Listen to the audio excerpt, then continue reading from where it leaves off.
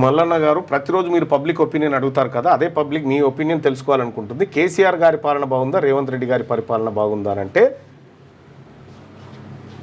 మొన్న ఏది కాసు బ్రహ్మానంద రెడ్డి పరిపాలన విషయంలో కేసీఆర్ ఎంత దుర్మార్గుడో చెప్పిన, రేవంత్ రెడ్డి పరిపాలన కేవలం రెడ్డిల కోసమే, బీసీల కోసం అయితే కాదు అది. కాబట్టి రేవంత్ రెడ్డి గారి పరిపాలన ఎక్కువ రోజులు ఉండదు.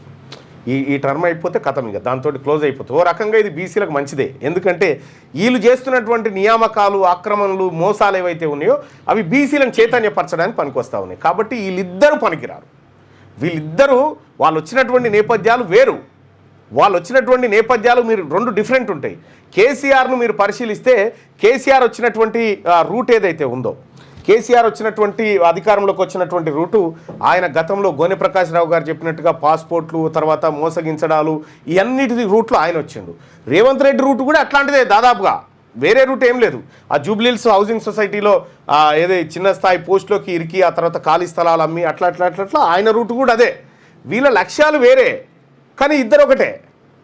వీళ్ళు వచ్చిన రూట్లు వేరు కానీ ఇద్దరి పరిపాలన ఒక్కటే. బీసీల పరిపాలన మాత్రమే ఈ రాష్ట్రానికి, ఈ దేశానికి విముక్తి. ఇది మేము చెప్పదలుచుకున్నటువంటి అంశం.